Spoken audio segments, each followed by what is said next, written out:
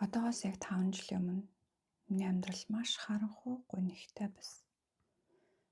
Би өөрөө маш их сөрөг байсан. Байнгын сөрөг бодол, сөрөг мэдрэмжинд автдаг. Сэтгэл хөдлөл маань тогтворгүй, дэш доош амархан савлдаг. Маш тийм хортой харилцаанд гацсан. Тэндээсээ яаж ширхэн гарахаа мэдэхгүй. Байнгын сэтгэл түгшүүр, айдас, заримдаас хар тарж зүүдлэн, янз бүрийн зүүдлэн. Тэг ер нь нэг тийм харанхуй гонигтай, айгүй сэтгэл гутарсан байсан. Тэг өөрөөсөө байнга асуудаг. Яагаад би миний сэтгэл хөдлөл ийм тогтворгүй байдаг юм бол? Яагаад би дандаа ийм сөрөг бодолд автдаг юм бол? Яагаад би өөрийгөө байнга буруутгадаг, үзий яддаг, өөрийгөө хайрлаж үнэлдэггүй?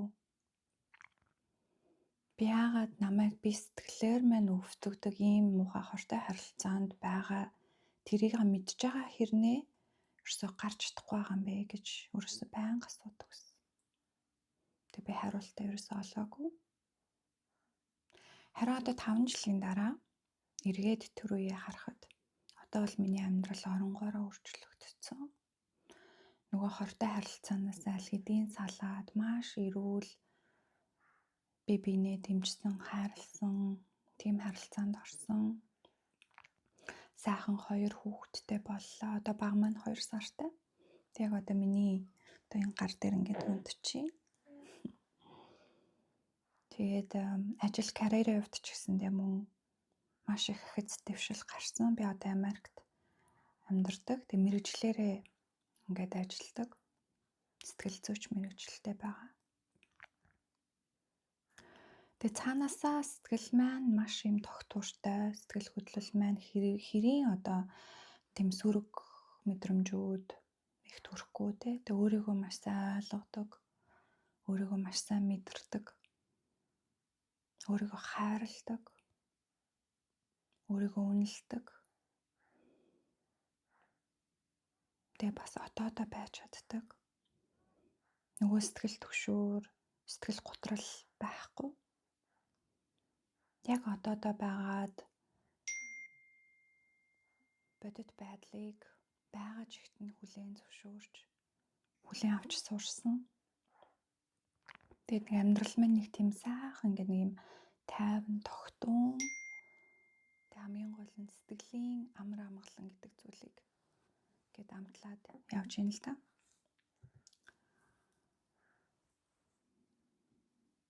Тэгэхээр энэ хүү бичлэгээрээ би яг юу хэлэх гээд байгаа юм гэхэлэр за тэгвэл энэ 5 жилийн хугацаанд юу намайг ингэж өөрчилж чадваа? Юу надад туслав? Яаж би өөрийгөө өөрчлөв гэдгийг та эдтэйгээ хуваалцсан. Тэгэхээр би ердөөсөө 3 зүйлийг хэрэгжүүлсэн. Амьдралдаа мөржсөн.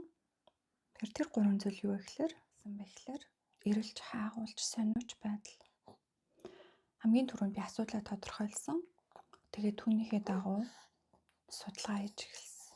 Ойлгохыг хичээж эхэлсэн. Тухайн асуудлаа. Түүнээсээ зогтох биш, түүнтэйгээ нүүр тулахыг хүссэн гэсэн үг. Тэгээд тухайн үедээ надад тулгарч исэн асуудал бол сэтгэл готрол, хортой харилцаа хоёроос. Тэгээд би сэтгэл готрлын талаар маш олон контентууд үзсэн YouTube дээр, хүмүүсийн ярилцлагууд сонссон, мэргэжлийн хүмүүсийн. Дээрээс нь номнуудаас уншиж ирсэн. Хортой харилцааны талаар муу адил ялгаагүй. Тэгээд ингэж байх явцдаа тэр нарциссизм бие хүний өвчин гэдгийг ойлгож мэдээд тэрний дагуу асуулга бөглөөд, номын уншаад, сэтгэл зүйч аваад хүмүүнүүлээд байна. Тэгээд түүнээс суралцаад ойлгож аваад тэгээд сурсан зүйлээ багаар би хэрэгжүүлж эхэлсэн.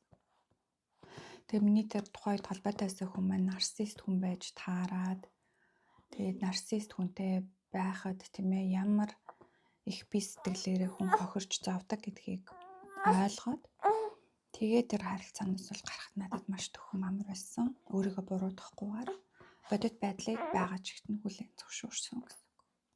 Тэгэхээр хэрвээ та өнөөдөр амьдралаа өөрчилмөр байгаа бол эхлээд өөрийгөө өөрчил. Өөрийнхөө харах өнцгийг, өөрийнхөө майндсетийг өөрчлөхөөс бүгдийг эхлээрээ. Тэгвэл аяанда бүх зүйл өөрчлөгдөх болно. За хоёр дахь бас нэгэн чухал ойлгох зүйл гэвэл бид травманы талаар ойлголттой болох хэрэгтэй.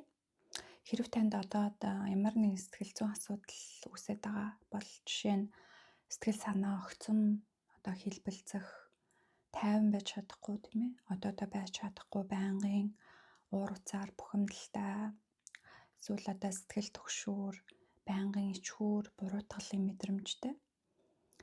Тэгээд нэг юм өнгөрсөн гаццсан мэт. Өнгөрснөө эсвэл тавьж явуулж чадахгүй, түүнд их уурлаж бухимддаг. Эсвэл бусадтай ингээд нэг тийм чин сэтгэлээсээ холбогдож чадахгүй, дүүлж зүгтаах ч юм уу тийм. Эсвэл одоо ямар нэгэн байдлаар хар дарах, ямар нэгэн одоо өнгөрсний тэр бодол мэдрэмжүүд орж ирэх гэх мэтчлэн. Одоодоо байж чадахгүй байх байдал гэх мэтчлэн. Тэгэхээр эдгээр зүйл бол траума, тэрс өнгөрсөнд авсан таны сэтгэлийн шарах. Одоод таны үйлдэл бодолд нөлөөлж байх боломжтой шүү. Тэгэхээр энэ бол одоогийн мэдрэмж гэхээсээ илүү өнгөрсөнд гацсан мэдрэмжүүд одоод танд мэдрэгдэж авах боломжтой. Тэгэхээр энэ талаар ойлголттой болох нь их чухал байсан. Тэгээ миний хувьд тухайн үедээ би Bessel van der Kolk гэдэг Америкийн маш мундаг сэтгцэн эмч байдаг.